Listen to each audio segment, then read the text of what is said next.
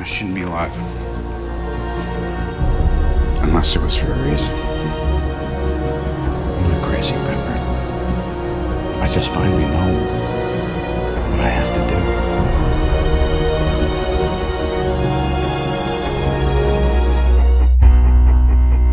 I'm Tony Stark. I build neat stuff. I got a great girl. And occasionally, save the world. So why can't I sleep?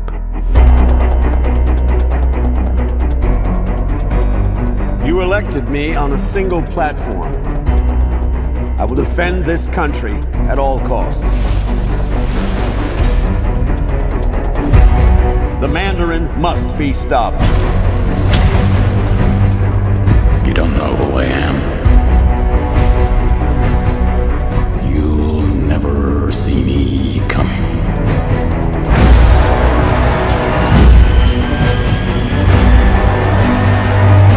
What are you going to do about these attacks? The whole world's gonna be watching. The question, where is Tony Stark? Things are different now. I have to protect the one thing that I can't live without. That's you. Mr. Stark. Today is the first day of what's left of your life.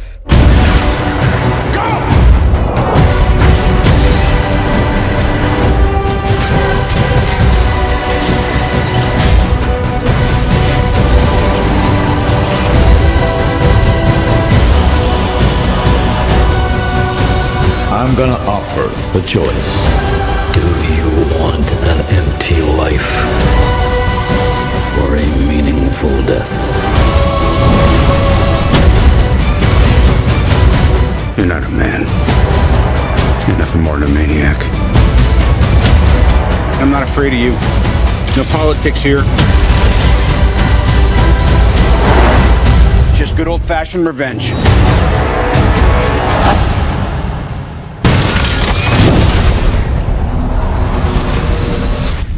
We do need backup. That's your department.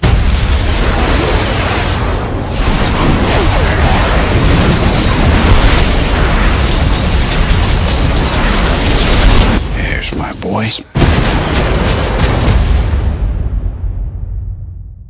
Hey everyone, Chris here bringing you another epic trailer breakdown from Iron Man 3. And yes, I am in a kitchen, I'm baking a cake.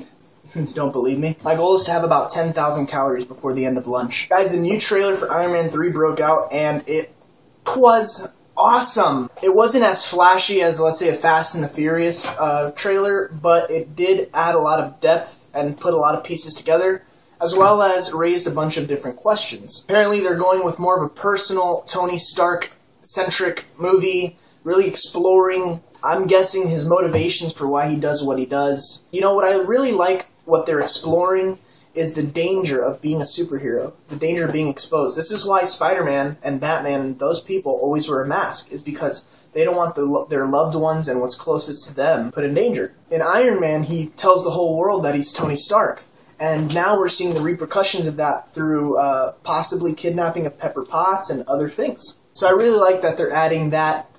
Damn it, Black! Told you not to do that. That's my dog, Black. He just licked his nuts, it's okay. So yeah, I'm really liking the direction they're going. I'm liking that they're introducing things to the Marvel world, the Marvel Cinematic Universe, like a president. Because now this president's going to be in every movie, is he? I don't know. So these are cool and legitimate questions to ask. And before we start the trailer breakdown, I wanted to say that I'll be at MegaCon on Friday in Orlando. So if you guys are there, anyone that watches this video is going to be there, text me or put it in the comment section if you want to meet up or say hello. And you might be part of my next video. So anyways, without further ado, here's the trailer breakdown. You will never see me coming. Okie dokie, let's jump right into the trailer breakdown. And this will be our first stop, looking at his kind of Hall of Fame of armors, with the one in the middle that he's working on apparently. Now you most likely obviously know that that's his new armor, which is gold primary colored. He's talking on that glass phone that we've seen him have in a couple movies. And here I want to talk about the narrative that he's kind of going over the trailer. He goes, I build neat stuff. I have a good girlfriend or a cool girl. I forgot what he said. Even though I could just go back and play it, but whatever, I'm lazy. And then he goes, why can't I sleep? And I wanted to stop and talk about that for a second. But first, before I talk about why he can't sleep, I'm going to pause at this shot when he says, I saved the world. Okay, so there's 3 things to note from this one particular screenshot. One is that he's escorting Maya Hansen out of the house, so that means she was in the house. We've already seen that from other shots. She probably gets out safely, but most likely gets captured, in my opinion. And that's due to this screenshot that I see, that I'm going to show you right now. The second thing is to notice the Christmas tree, as well as the elections later on, obviously puts this time frame of this movie in the election year of 2012, late 2012. They say that Avengers happened in 2011, even though it came out in 2012. They say the time frame, when you do like all the math in the movie and everything, and biblical scholars go back and look at it, they put Avengers actually in 2011. And if that's the case, where the Avengers happened in 2011 and this movie's happening in 2012, maybe even into 2013, that means there would have been a year in between, which might come in to explain how the Mandarin could have had a crime spree, but we'll get into that later. Okay, so I forgot the third thing I wanted to mention, but yeah, basically the time frame of the movie and Dr. May Hansen. Now, here we have where I want to stop, where it says that he can't sleep, and I have a little bit of confusion about this, because why wouldn't Tony Stark be able to sleep? The way he's been set up in all the movies up until now, I think that he would be a person that has no problem sleeping. I don't think he feels any conflict in his life. He's already made the change that we saw in the first movie, and he's kind of living life. The only thing that I can see this coming in and having this angle is almost like how the Joker affects Batman, in that he's saying your one rule, not killing anybody, your presence is going to be tested, because every time you don't turn yourself in, I'm going to kill someone. And it's kind of like the same thing that I can see happening, that happened in The Dark Knight, where the Mandarin's committing all these terrorist acts and he's blaming it on the Avengers or Tony Stark or war profiteering in general, and he's making a statement. You might even, as a moviegoer, believe in the Mandarin's point of view or agree with some of it, and you might see that kind of conflict affecting Tony Stark. That's the only thing I could see. That's the only angle that I could see them play, is that the Mandarin is kind of on some type of holy crusade against Tony Stark, and it's affecting him. I do think, and I'll talk about this later, that he at one point kidnaps Pepper Potts, but I doubt that if someone kidnapped Pepper Potts, Tony Stark would just go and cry in his bed. Something had to happen that is affecting him inside, and that's the only thing I could point to. What do you guys think? And if anyone at Marvel Comics sees this on the off chance, anyone that has to do with anything with the production of this movie, I want to say that I sincerely love you, and I would love to hug you for a long time, deeply, like a soul-connecting hug. So anyways, the narrative of this part of the movie now is focusing on the president that's elected, again putting time frame at around USA elections of 2012, which is like November. This guy's elected, or maybe it's his inauguration in January. This president is saying that he was elected on a single platform to defend the country and to stop the Mandarin. And that goes to show you how the Mandarin is having such an effect on the country, that one man would be elected solely on the purpose of stopping this one terrorist. So I think also that fits the 1 year gap that we have, in that in 1 year this guy's terrorized the planet or America so far as to deeply affect them. But that brings up a question: where's S.H.I.E.L.D.? Why isn't S.H.I.E.L.D. on the case to stop the Mandarin? Where is S.H.I.E.L.D.? Where does S.H.I.E.L.D. fit into all this? So this is a little confusing to me, because it appears as though the War Machine, Iron Patriot, whatever you want to freaking call him, I'm not going to keep arguing with people in the comment section, Rhodey, James Rhodes, shows up to kind of escort the president onto Air Force One, but when Air Force One is attacked later, you don't see him, so I don't know if this is Air Force One or how that's connected to it. You know, I just thought of something right now. I'm going to pause right here. I just realized, as I was mid-breakdown, that this guy has actually been in the Marvel Universe since Iron Man 1. If you look at those rings behind him, those are the 10 Rings, which is an organization, a terrorist group, led by the Mandarin. And they were the one that kidnapped Tony Stark in Iron Man 1. This guy's had a personal vendetta against Tony Stark since the beginning. So maybe not only was there a crime spree in between the Avengers and this movie that has caused panic, but maybe they'll kind of explain, like, hell, he's been terrorizing the planet since like 2008 or for a while now, and they could that'd be a cool way to interconnect the universe, maybe explain where the Mandarin was during the alien attacks and everything. So that's very interesting. I just thought of that. This could be a possible opener to the movie. It's a terrorist attack what looks like a Chinese theater or plaza area somewhere in China, because there's a lot of Asian influence, and this could open the movie as his first terrorist attack or explain why he's so deadly.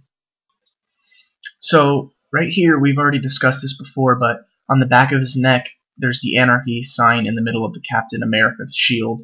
It could be anarchy against the Avengers, anarchy against superheroes, or anarchy just against the American way in general, American ideologies.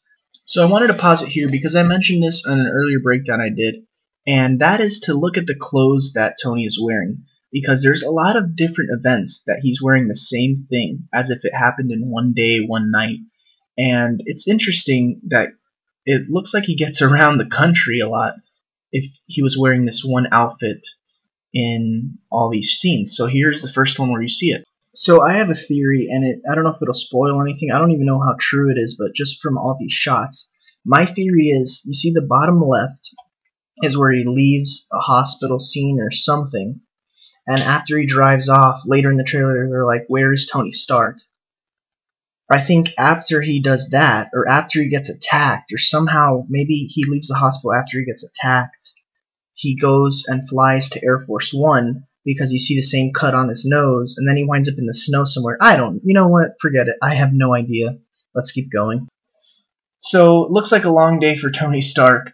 Here are the rings for the Mandarin. I don't know what they say, I've zoomed in before, I'm not sure what they say. Anyways, Air Force One being attacked. I previously thought James Rhodes was flying out, but I think his uniform looks a little different, so it might just be someone else. But either way, we have Iron Man going to save them. I don't want to spoil how the scene ends because I think I know, but I'd rather you guys see it in theaters, so yeah, whatevs. Anyways, here we have Tony Stark walking out of a hospital. I previously thought here that he was visiting Pepper Potts, which is also still a rumor. But the reporter asks him, what are you going to do about these attacks? So obviously there have been attacks on maybe civilian populations, hurting people, maybe he's visiting someone that he saved. Maybe this is after the Air Force One incident, gets in his car and kind of disappears. And in this scene we have Tony Stark with a child visiting some type of memorial. There's snow. Does this tie into where he fought? And here's interesting because we have Killian saying that the whole world will be watching, and it looks like he's talking to the president, but all I could see is the back of his head, so that's interesting. Who is Killian talking to? I wonder how the president, if it is him, got mixed up with that. So where did Tony Stark disappear to? After his house is destroyed, I wonder where he goes. You know, is he captured? Does he go to China to face the Mandarin, or the Middle East, wherever he's located? The world doesn't know. And it's, again, playing off that superhero thing where if you know the guy's secret identity, it's way easier to attack those he loves, including Pepper Potts, who looks like she's in the CEO role again, and possibly married now? I'm not sure. Who knows? But what I do know is that this is a badass shot. Now, when you first see this, you're tempted to think that this Iron Legion, this area where he has all his suits that he's made, is in his house. But it looks like it's in a different area. There's boxes there. There's an old chair. Is this a makeshift factory somewhere where he has a secret location of things just in case something happened? Or I don't know what. But it doesn't look like it's in his garage. And if it gets destroyed where he's destroying his suits, maybe that's to throw people off that he doesn't have any more suits, but he does.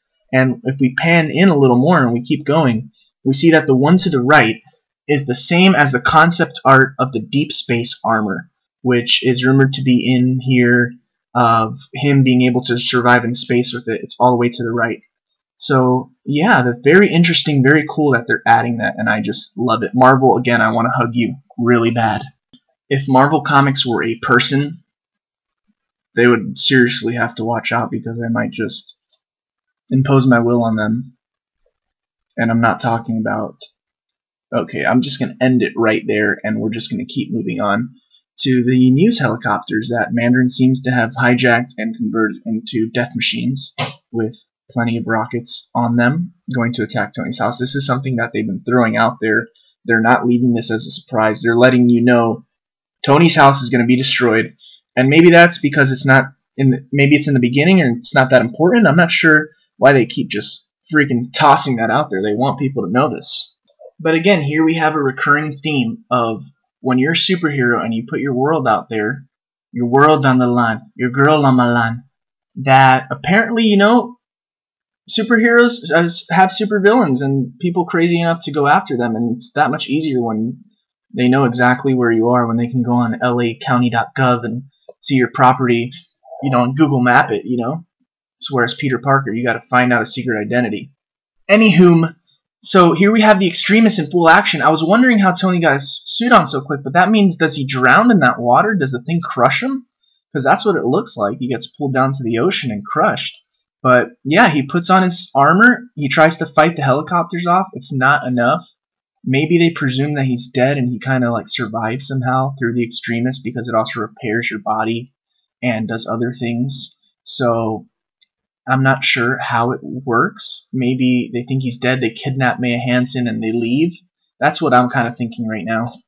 On May 3rd, witness Iron Man taking off his helmet. So here you're going to notice that there's a cut on Tony Stark's nose at the top. Same cut as when he was saving the plane. But in another trailer, he gets up, and it, like right here, he gets up, and his nose seems to be repaired through maybe Extremis, so maybe his body's healing right there. Now, does Tony want an empty life or a meaningful death? Is neither an option? Is there a letter C in this? And here we see like an occultic following or something in this weird basement for the Mandarin. So the Mandarin seems to be attacking this guy. I don't know why this guy hates him so much. We'll find out. And here, I'll pause it right here. It looks like there's two people and one is hanging on the ropes, crucifixion style. It looks like War Machine's armor, because I see like a bluish hue to it. Next shot, we'll pause it. Next shot, we'll pause right here. Alright, so here we have Pepper Potts, aka Gwyneth Paltrow, seemingly taking the biggest poop of her life. And she's really struggling with this one, guys. No, but seriously, it looks like she's trapped. This is where I think that she's kidnapped. But through another shot, because the previous trailer you saw Dr. Killian kissing Pepper Potts on the cheek. And so I think he is, I don't know if he's working with the Mandarin or separately. And it looks like it might be forcing people to have a certain Extremis virus. As we'll see later, is she one of these candidates? Does she get powers? Question mark. Question mark. Question mark. Real quick, what's that song Nicki Minaj sings? It's like, I don't wanna be your one last option, or something like that. It's stuck in my head. Anyways, so this is an important shot because it shows a Muslim or terrorist Middle East connection to the Mandarin. Now, the Mandarin in the comics is Chinese, and you see him wearing this Chinese drapery, and so you're gonna obviously have a clash. Now, I know China's a huge market, and they don't want to offend anybody. It's easier to offend. And this is bad, you know, it's wrong, but it's easier to offend that market because they're not a big player with the money. And so they're making the Mandarin like a Muslim or terrorist from that region, or is this where his base is? Why is the War Machine here? Could it be connected to the Mandarin? When does this take place? This could be another opener to the movie, because Don Cheadle, War Machine, wasn't in the Avengers, and so they explained in the comics that he was like in China trying to research the Mandarin, or I forgot what, but I'm not sure if this is an opener and they're explaining where he was I don't know, a lot of different directions this could go. Speaking of directions, does anyone like One Direction? You're so beautiful. That's what makes you wonderful. So there, Don Cheadle is clearly in the suit. He's War Machine. Why is it painted? So I'm going to let the trailer play through here. We already know Robert Downey Jr. is visiting that memorial. Don't know much more about that. Here we have a pier. Where is that? Is that in Miami? I'm not sure because I know they filmed over here. Here we have Dr. Killian seeming like he's putting test subjects in through the Extremis testing, or I don't know what. Will some of them die? And here we have someone working on Iron Patriot armor. And Tony getting the Extremis virus, that was confirmed on Twitter through one of the producers. And I'm just letting it play through because it's really not, nothing I could just, you're seeing what I'm seeing, Here is back to him saving Air Force One. And yeah, good old-fashioned revenge. Ooh, Mandarin, you better watch the heck out, man. Boom! Now this shot's interesting because we have Tony Stark jumping onto a suit. So is someone else a bad person in this suit? Who is that? Is that a villain in a suit? That looks like a pretty big suit, so I'm not sure who's controlling that and how that ends up in the movie. A lot of questions. Again, like trailers that give a lot of questions. That's why I was a little hard on that Superman trailer I did, because it seemed too straightforward. It was like, alright, origin story, clearly. This one's like a creation, Alright, so this last scene is really epic and I really enjoy it, but there's a little confusion, and I'm going to talk about that right now. I'm going to play it twice. But Tony Stark and James Rhodes are not in their suits. Maybe they were trying to sneak in, maybe they got stripped of them, maybe those suits got destroyed. I'm not sure. But he says, we're going to need backup. He goes, that's your department. And then it shows these scenes. And look at this. This is so sweet.